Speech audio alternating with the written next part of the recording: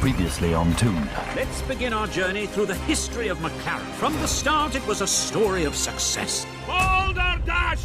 And how exactly would you know? 'Cause I was there. Let's move on to the legendary Ayrton Senna, one of the greatest drivers the world has ever known. Shook his hand, Donington 93. Haven't watched it since. Of course, when you mention Ayrton, you cannot ignore his biggest nemesis.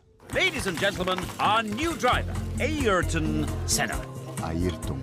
Elton? Ayrton. Eaton? Ayrton. Ayrton.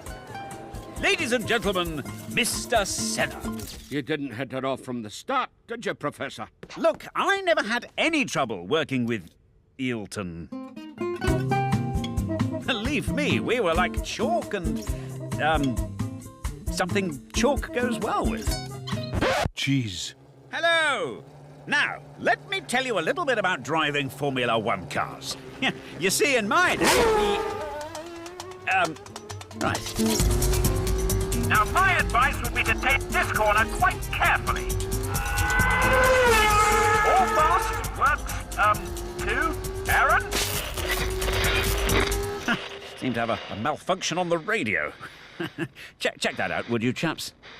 Everyone knew that Senna was more than just a driver. He was a poet. I am designed to win. There is no prize for second best. Well, technically there is. It's called silver. Nothing to sniff at?